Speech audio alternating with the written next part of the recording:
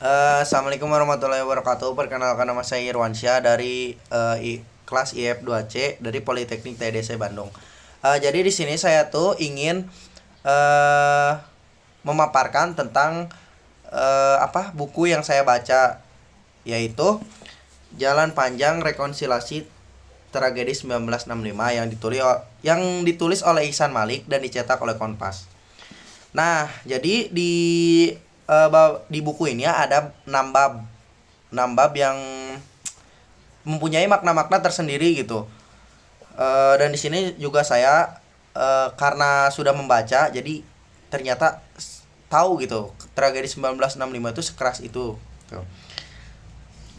Di buku ini ada 114 halaman. Jadi langsung saja kita masuk ke bab 1, yaitu makna rekonsiliasi.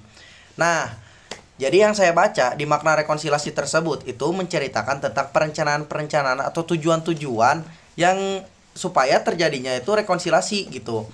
Nah, eh ada yang mengatakan Pandar Marwai mengatakan ada 4 esensi untuk terjadinya rekonsiliasi tersebut. Yang pertama, esensi pertama adalah memanusiakan manusia, esensi kedua adalah membalikan tatanan moral, yang esensi ketiga adalah perubahan sikap, dan esensi keempat adalah mereorganisasikan dengan pasukan musuh gitu. Nah, di bab ini juga bukan cuma perencanaan dari Pandar Marwai saja, ada juga 4 tujuan dari Lederes. Yang pertama adalah kebenaran, yang kedua adalah pengadilan, yang ketiga adalah perdamaian, yang keempat adalah eh pemaafan. Itu dari kata Lederes. Jadi di bab 1 tersebut itu mengatakan perencanaan-perencanaan atau tujuan-tujuan lah untuk terjadinya rekonsiliasi tersebut. Oh iya, eh, saya belum menjelaskan nih rekonsiliasi itu apa. Jadi yang saya tahu rekonsiliasi itu adalah pencocokan data yang bagian yang paling hakiki dalam suatu proses perdamaian. Itu sih yang saya baca tuh. Lanjut ke bab 2. Nah, di bab 2 ini yaitu adalah penghambat rekonsiliasi. Nah, yang saya tahu di bab 2 ini itu apa ya? Eh jadi kita tuh tidak tahu gitu asal usulnya bagaimana gitu. Sedangkan kita tuh udah mengambil kesimpulan terlebih dahulu gitu. Apa ya? Jadi kita tuh tidak punya dokumen tersebut, tapi kita tuh mengarang cerita lah kayak gitu. Nah, di bab ini tuh menceritakan tentang eh ya itu yang tadi yang tidak mempunyai kebenaran cerita tersebut malah menyimpulkan begitu saja. Contohnya, di sini juga Hamber 2007 mengatakan bahwa tidak adil untuk memaafkan para pelaku atas terjadinya kekerasan tersebut gitu. Nah, di sini tuh benar-benar menceritakan tentang konflik-konflik yang sangat ricuh gitu, sangat chaos gitu dalam tragedi 1965. Nah, pokoknya yang saya tangkap itu tidak apa ya, tidak ada kebenaran dalam bab ini gitu. Nah, langsung masuk ke B. Nah, di B itu masih di bab 2 yaitu impunitas. Nah, di sini tuh saya mengambil makna yang lumayan sangat dalam gitu. Yaitu impunitas. Di B ini adalah impunitas.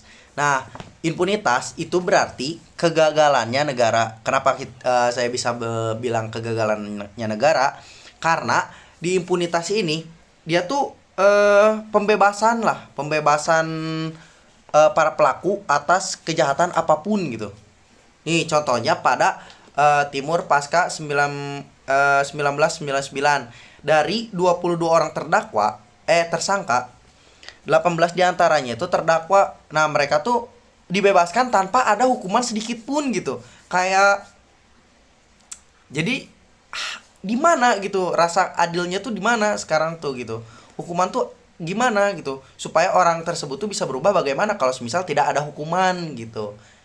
Nah, ada juga di peristiwa apa sih, Tanjung Priuk tahun 1984. Dari 23 tersangka, 14 diantaranya terdakwa, mereka juga dibebaskan tanpa ada hukuman sedikit pun.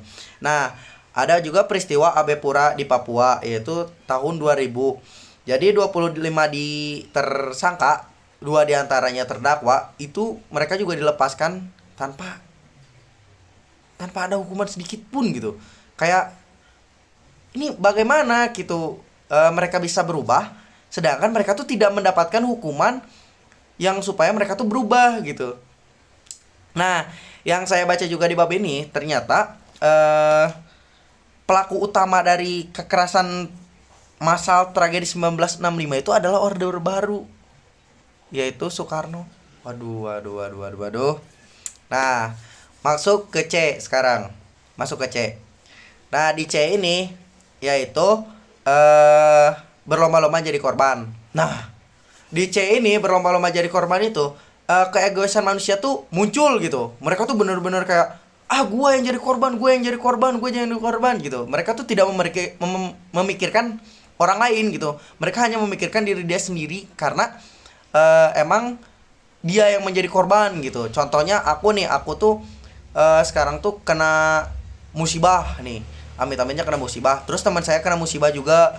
Nah, seorang presiden menanyakan untuk membantu hal tersebut karena terkenanya musibah, tapi teman saya tuh malah kayak, ah gue yang kena musibah bukan elu gitu, padahal kan kita tuh sama-sama kena musibah gitu gitu contohnya.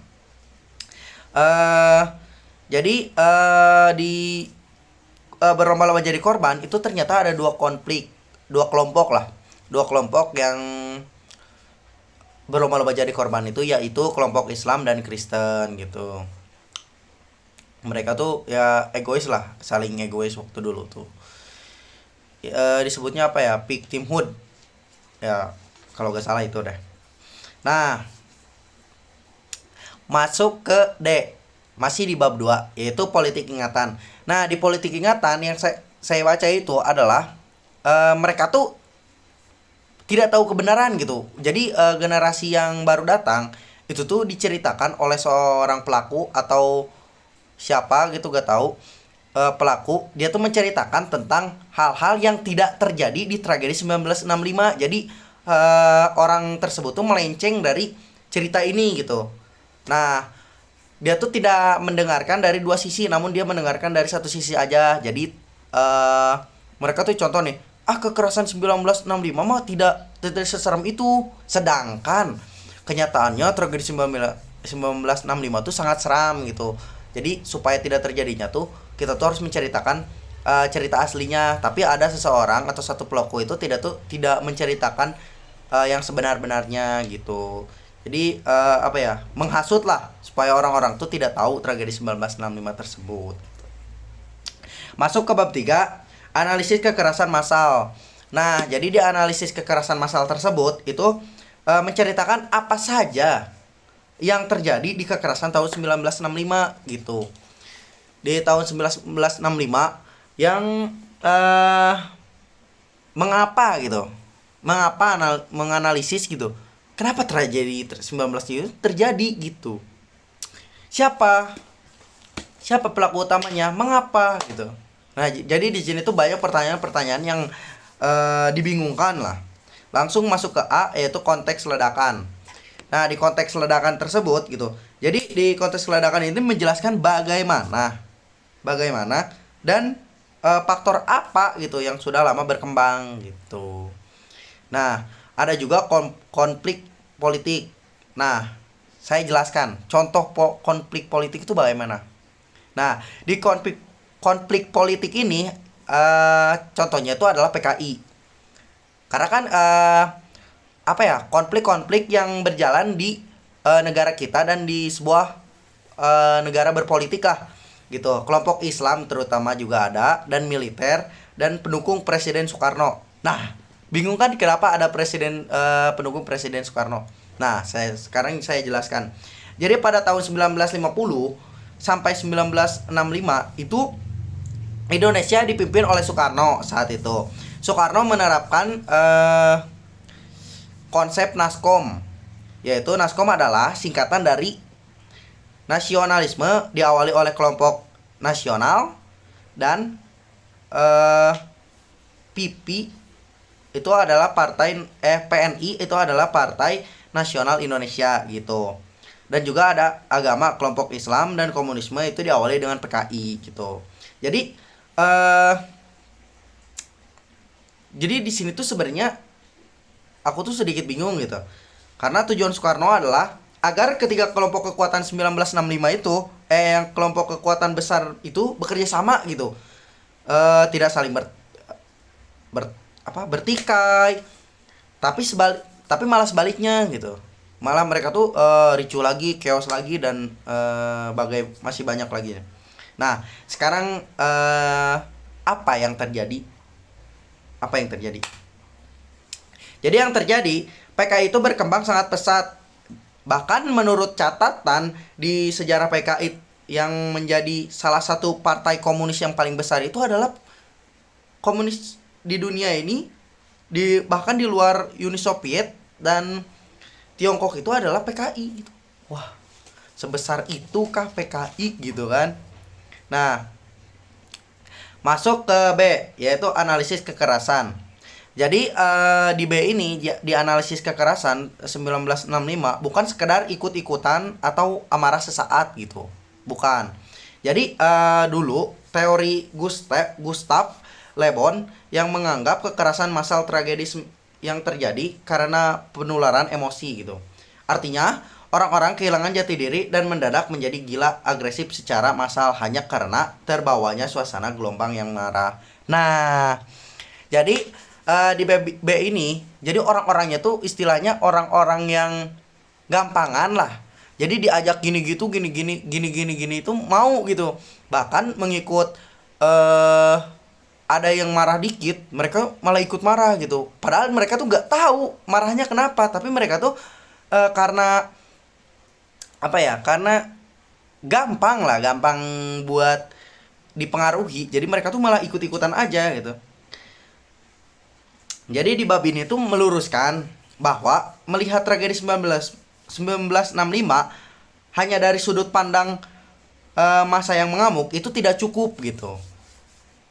Nah, jadi kita tuh harus disebutnya tuh harus melihat dulu gitu. Jangan dari sudut pandang yang amarah dan emosi saja, tapi lihat juga dari yang lain-lainnya gitu. Nah, langsung kedua, kekerasan massal terjadi hasil dari proses yang panjang dan terstruktur. Nah, jadi di sini tuh ada dua proses lah.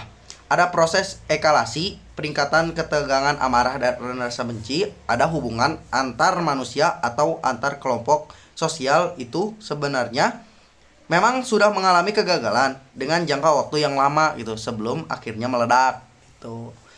Jadi emang karena dulu tuh masyarakat itu hanya ikut-ikutan saja atau bisa dibilang FOMO. Jadi ada yang marah dikit ikut, ada yang komplain dikit ikut gitu. Apa-apa itu diikut-ikuti aja gitu. Nah, yang ketiga di situ ada pentingnya memahami peran aktor dan kepentingan gitu.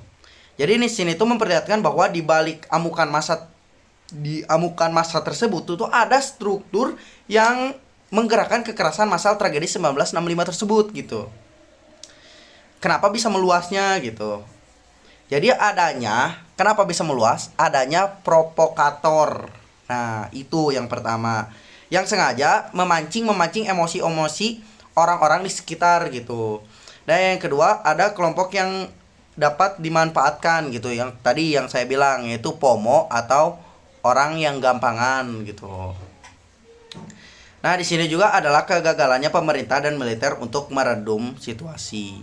Karena pemerintah dan militer itu sangat-sangat di sini tuh gagal karena mereka tuh tidak istilahnya tuh tidak memadamkan api amarah dari warga-warga yang terkena amarah dari tragedi tersebut gitu. Jadi yang aku baca itu kesimpulan dari kesimpulan dari bab kekerasan tersebut itu terjadinya karena adanya kombinasi masalah yang lama dan provokator politik. Itu yang saya baca mah itu. Kita lanjut ke bab 4. Benih-benih rekonsiliasi. Nah, kita nih bakal membahas tentang benih-benih rekonsiliasi gitu. Jadi di bab ini tuh yaitu Ihsan Malik ingin menyampaikan bahwa Indonesia itu perlu berdamai dengan masa lalu, terutama tragedi 1965 gitu. Bangsa Indonesia tuh masih terjebak di masa lalu gitu. Kayak contohnya kita tuh masih berfokus ke masa lalu gitu. Masih terpatok ke masa lalu gitu. Contohnya kayak kita tuh masih kalau trauma wajar ya, karena orang-orang juga memiliki rasa takut dan rasa marah karena tragedi 1965 itu. Tapi kita tuh harus berdamai gitu dengan masa lalu. Jangan karena wah nenek gue waktu dulu itu disiksa nih, gue harus ikut nyiksa nih ya. Jangan kayak gitu. Jangan adanya kayak gitu. Jadi kita tuh harus berdamai dengan masa lalu kita tersebut gitu. Nah, langsung kita masuk ke itu yang saya baca itu cuma segitu. Itu makna-makna yang saya baca itu cuma segitu. Nah, langsung masuk ke bab 5. Jadi di bab 5 tuh judulnya tuh adalah melihat peluang yang terbuka. Nah, di bab ini melihat peluang yang terbuka ini membahas banyaknya metode rekonsiliasi panca politik kekerasan massal tragedi 1965. Nah, jadi di bab ini ada beberapa metode, yaitu adalah metode apologi pemerintah. Nah, saya jelaskan gitu. Metode apologi itu kayak gimana? Jadi metode apologi itu permintaan maaf yang resmi dari pelaku ke korban agar ketidakadilan di masa lampau itu diakui gitu. Contohnya Jerman ke Cekoslowakia atas Perang Dunia II. Nah, mereka tuh saling memaafkan gitu. Saling memaafkan karena kalau tanpa ada pemaafan, sebesar apapun kekerasan, sebesar apapun politik, sebesar apapun konflik, kalau semisal tanpa ada maaf, itu tidak akan adanya perdamaian. Karena salah satu kita berdamai itu dengan cara pemaafan, keadilan, dan apa sih namanya itu? Keadilan, pemaafan, dan apa sih? Itulah pokoknya ya. Langsung ke nomor 2. Metode yang kedua adalah komisi dan kebenaran rekonsiliasi. Yang ketiga adalah ganti rugi. Jadi kita bedah dulu nih, ganti rugi itu maksudnya apa. Nah, jadi pelaku ke korban sebagai bentuk peluang akuan lah. Jadi mereka tuh ganti rugi atas apa yang terjadi gitu, pengakuan apa saja gitu. Jadi mereka tuh tidak berbohong lagi gitu di nomor 2 ini. Di nomor 3 ini. Lanjut ke nomor 4, pengadilan terbuka. Nah, kita jelasin nih, pengadilan terbuka tuh bagaimana. Jadi pengadilan terbuka tuh mengadili pelaku pelanggar HAM secara terbuka gitu. Jadi yang melanggar HAM itu langsung diadili gitu, diadili oleh pengadilan tersebut gitu. Makanya disebut pengadilan terbuka. Langsung masuk ke nomor 5, penulisan sejarah bersama. Jadi di penulisan sejarah bersama ini menyusun narasi bersejarah bersama lewat komit. Jadi kita tuh harus berbincang dulu tentang menyusun narasi sejarah itu bagaimana gitu. Kayak gitulah contoh-contohnya lah. Langsung masuk ke 6, pendidikan perdamaian. Jadi pendidikan perdamaian ini menampilkan nilai, sikap, dan keterampilan damai gitu. Jadi disebutnya tuh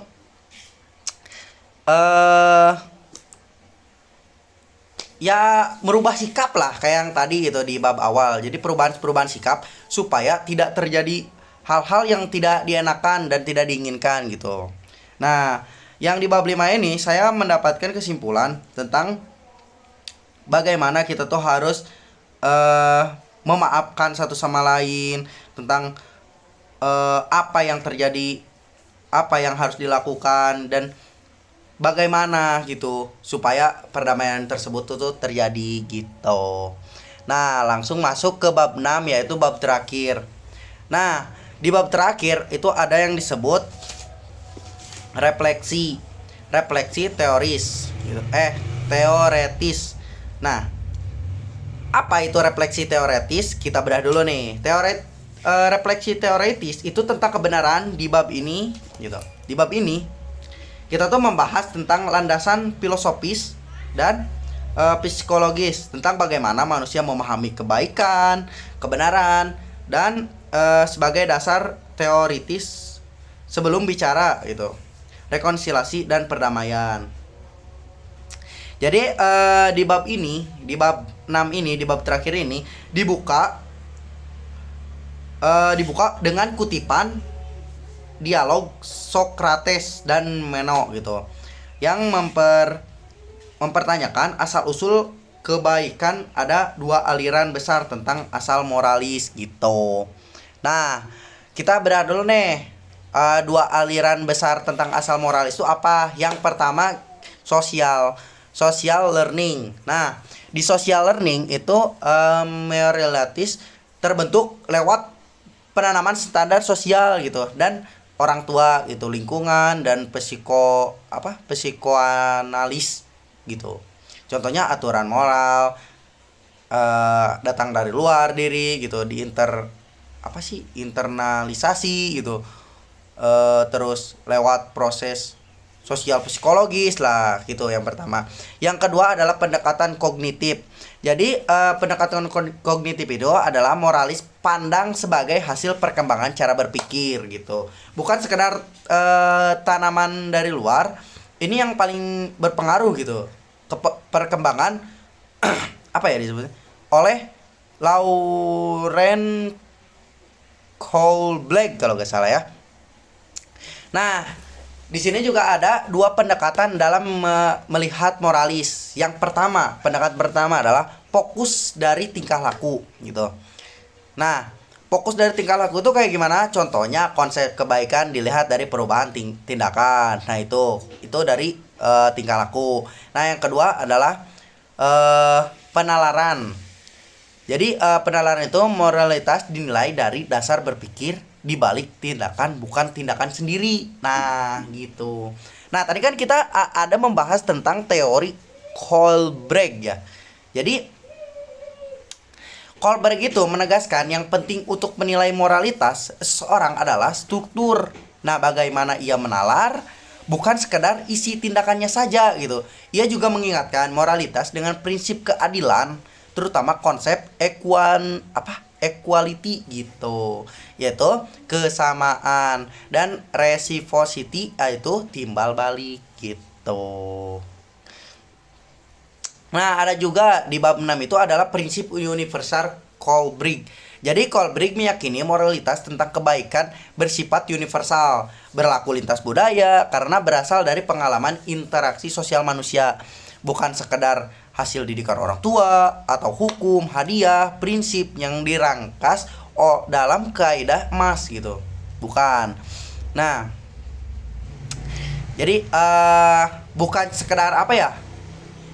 Bukan sekedar dari zaman dahulu ke sekarang gitu. Tapi juga kita tuh harus universal gitu. Seluruh dunia gitu. Nah, di sini juga ada 4 orientasi filosofis tentang kebaikan dan kebenaran. Yang pertama, normative order. Apa normative order itu apa? Jadi normative order itu kepatuhan pada aturan dan peran sosial. Itu yang pertama. Yang kedua adalah utility consequences. Nah, utility consequences itu apa? Jadi utility consequences itu berorientasi pada manfaat dan kerugian gitu bagi diri atau orang lain. Yang ketiga ada ideal self. berorientasi pada gambaran diri yang baik, hati nurani, tidak bergantung penerimaan orang lain gitu. Jadi kita tuh mempunyai sikap yang baik hati gitu, nurani. Jadi tidak bergantung kepada orang lain gitu. Itu yang ketiga. Dan langsung yang keempat yaitu justice or fairness gitu. Jadi di just or fairness ini berorientasi gitu pada relasi antar manusia berdasarkan kemerdekaan, kesamaan, quality, timbal balik, dan ya rekonsiliasi dan kontak-kontak lain lah ya. Jadi di bab 2 ini itu aku yang dapat cuma segitu aja. Dan makna-maknanya itu adalah, jadi gimana ya, sebelum masyarakat mencapai rekonsiliasi tersebut gitu, mereka tuh harus memahami pentingnya bagaimana manusia secara kognitif dan moral memaknai kebenaran dan kebaikan gitu. Karena apa ya, proses rekonsiliasi pada dasarnya adalah proses moral yang menuntut kematangan penalaran, bukan sekedar kepatuhan pada aturan formal gitu. Jadi di bab terakhir itu apa ya, istilahnya tuh merubah sikap-sikap orang itu supaya lebih berpikir kritis, lebih moral, dan lebih berpikir panjang gitu. Jadi jangan tidak ada yang mengambil keputusan seenaknya aja, dan tidak mengambil keputusan yang pendek gitu. Jadi mereka berpikir dulu bagaimana kalau misal kita melakukan hal ini, takutnya terjadi hal-hal yang buruk gitu dari rencana tersebut gitu sih. Itu untuk bab terakhir. Menurut aku dari buku panjang rekonsiliasi ini tuh banyak sih makna-makna yang melekat, terutama apalagi ke para korban gitu. Jujur aku tuh bacanya tuh kadang sedih gitu, karena ternyata tragedi 1965 tuh sangat merugikan masyarakat banget gitu. Apalagi para korban gitu. Mereka tuh ada yang dicincang, ada yang dicaci maki, dicincang, dipenggal, bahkan ada yang mereka tuh kakinya digini satu persatu gitu. Wah, itu sangat gila banget sih menurut aku. Untuk kritik dan saran dari buku ini, menurut aku tuh cukup bagus sih. Bukunya tuh menjelaskan tentang konsep dan pemikiran, apalagi perencanaan-perencanaan. Ini seru banget sih buat kalian baca. Aku juga di sini baca belum begitu mahir membaca. Cuman dengan baca rekonsiliasi ini, aku tuh ngerasa tahu gitu. Tiba-tiba aku teh masuk ke tragedi 1965 gitu di pikiran aku teh, tentang tragedi 1965 tuh kayak gini gitu. Aku tuh sebenarnya kurang suka membaca, tapi setelah adanya buku ini, aku tuh jadi kayak, oh ternyata gini ya baca buku tuh, oh serunya kayak gini ya baca buku tuh gitu. Oh ya, kita tadi ngomongin tentang kritik dan saran ya. Jadi kritik dan saranku dari buku ini tuh nggak ada sih ya. Cuman menurut aku lebih lebih dibanyakin gambar-gambar aja sih. Kenapa aku gitu? Karena supaya orang-orang tuh tidak terfokus ke tulisannya aja gitu. Jadi ada contohnya ada foto waktu tragedinya gitu. Kalaupun itu semisal ya, itu udah kritik dari saya, dan saran dari saya. Untuk kritik saya gak ada, cuman saran dari saya itu banyakin foto-foto kayak gitu. Udah sih. Cukup dari saya. Billahi taufiq wal hidayah. Mohon maaf kalau semisal banyak kesalahan. Wassalamualaikum warahmatullahi wabarakatuh.